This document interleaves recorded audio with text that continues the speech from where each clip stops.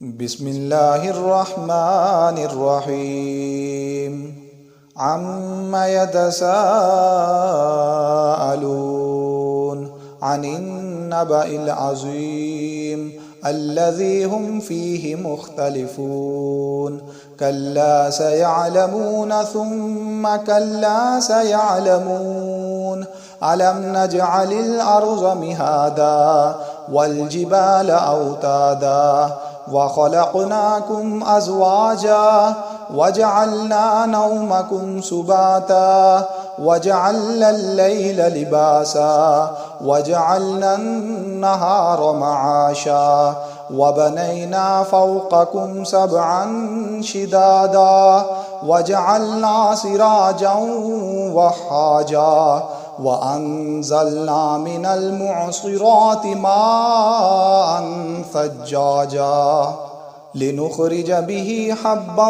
ونباتا وجنات ألفافا إن يوم الفصل كان ميقاتا يوم ينفخ في الصور فتأتون أفواجا وفتحت السماء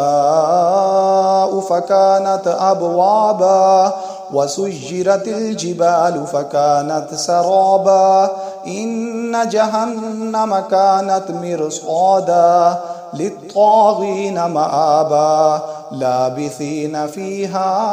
أحقابا لا يذوقون فيها بردا ولا شرابا إلا حميما وغساقا جزاء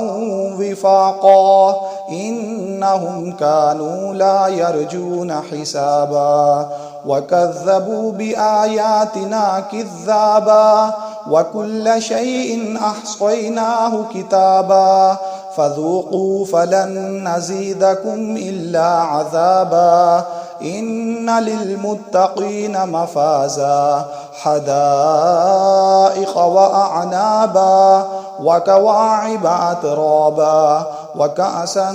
دهاقا لا يسمعون فيها لغوا ولا كذابا جزاء من ربك عطاء حسابا رب السماوات والأرض وما بينهما الرحمن لا يملكون منه خطابا يوم يقوم الروح والملائكة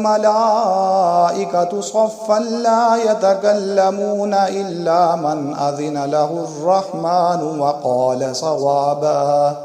ذلك اليوم الحق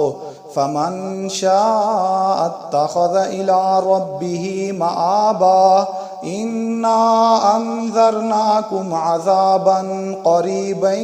يوم ينظر المرء ما قدمت يداه ويقول الكافر يا ليتني كنت ترابا.